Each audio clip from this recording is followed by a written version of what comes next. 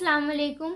आज जो हम लोग किसी के मरने के बाद 10वां 20वां 40वां और बरसी करते हैं, इसमें हमारा फोकस पढ़ाई पर नहीं होता है कि मरने वाले को किस तरह सवाब पहुंचाया जाए, कितनी कुरान मुकम्मल की जाए, कितनी तस्बीह पढ़ाई जाए, कितनी तस्बीह खुद पढ़ी जाए। इन सब चीज़ों पर हमारा ध्यान नहीं होता है। हमारा सबसे ज़्यादा ध्यान खाने पीने पर जाता है कि 10वां में क्या बनेगा, 20वां में क्या बनेगा, तो 40वां में क्या बनेगा। और बरसी में तो बिरयानी ही पकाई जाती है। किसी के यहाँ चने का दाल गोश्त बनता है, तो कोई साग पकाता है, मछली वगैरह पकाई जाती है। और वलीमे में जैसे सबको दावत देकर के बुलाया जाता है, वैसे ही दावत देकर मैयत के खाने पर भी सबको बुलाया जाता है। मैयत पर खाना पकाना, डेग चढ़ाना, ये सब ना कुरान से साबित है और ना ही हदीस से साबित है। ऐसा करके हम मजहबी इस्लाम का मजाक उड़ा रहे हैं। दूसरे मजहब वाले तो यही कहेंगे कि बेटे की शादी थी तो उसने बिरयानी खिलाया था और आज बाप मर गया है तब भी बिरयानी खिला रहा है। आप मरने वाले के नाम से सदका जारिया कर सकते हैं, मरने वाले के नाम से खैरात कर सकते हैं।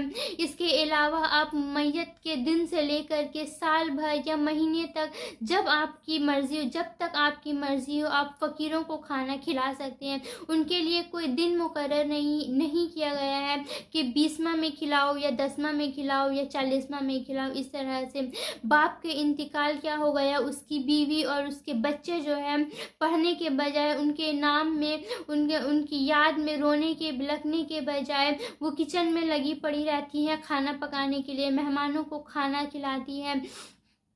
कुरान, और जब वो जानती हैं कि कुरान पढ़ना चाहिए तो वो मदरसे के कुछ बच्चों को बुला लेती हैं और वो सौदा कर लेती हैं कि इतना कुरान ख़त्म का इतना पैसा देंगे, इतना ख़त्म तो इतना पैसा। तो ये एक ऐसा पढ़ाई में ना कोई फीलिंग्स आता है, ना मोहब्बत होती है और ना ही इस तरह की पढ़ाई का कोई सवाब मिलता है। वो सब बेकार चला जाता है।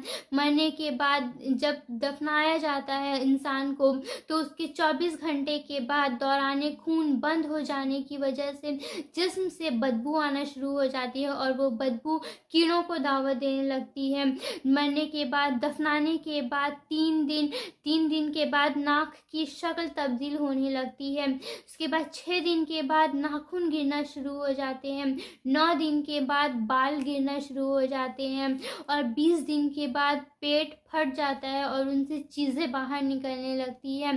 60 दिन के बाद जिस्म से सारा गोश्त ख़त्म हो जाता है और 90 दिन के बाद जिस्म की तमाम हड्डियां एक दूसरे से अलग अलग हो जाती है। लेकिन हमारा ध्यान इन सब चीज़ों में नहीं जाता है कि हमारा भी अंजाम एक दिन ऐसा ही होने वाला है। और ना ही हम उस बंदे से मोहब्बत का इजहार करते हैं जो हमें छोड़ कर जा चुका है। हमारा